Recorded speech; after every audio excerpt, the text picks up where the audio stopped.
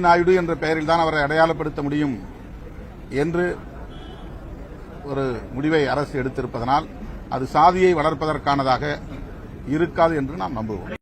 இனி வருங்காலங்களில் எந்த பெயரும் சாதி அடையாளத்தோடு இருக்கக்கூடாது என்பதுதான் நம்முடைய கொள்கை முடிவு. சில தலைவர்களின் பெயர்கள் சாதி அடையாளங்களோடு அழைக்கப்பட்டன என்பதனால் அந்த அடையாளங்களை நாம் இப்போதைக்கு அழித்து புதிய தலைமுறையினருக்கு அவர்களை அடையாளப்படுத்த முடியாமல் விட்டுவிடக்கூடாது.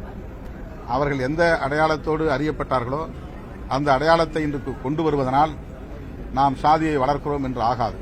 சில தலைவர்களின் பெயர்கள் புழக்கத்திற்கு வந்து அவை நிலை பெற்றுவிட்டன. அப்படி நிலை பெற்றுவிட்டதனால் அவர்கள் சாதி பார்த்தார்கள் என்று சொல்ல முடியாது. உச்சநீதிமன்ற தலைமை நீதிபதி VR கிருஷ்ணய்யர் என்றுதான் நாம் சொல்லுவோம்.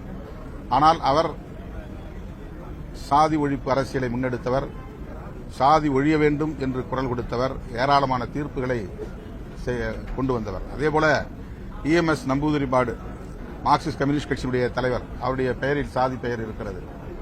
ஆனால் அவர் இடதுசாரி சிந்தனையாளர், சாதி ஒழிய வேண்டும் என்பதில் உறுதியாக இருந்தவர்.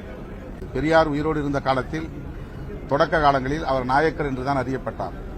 ஆனால் அவர் வாழும் காலத்திலேயே அவர் அந்த பெயரை உதறி எறிந்து விட்டார், பெரியார் என்று அறியப்பட்டு விட்டார்.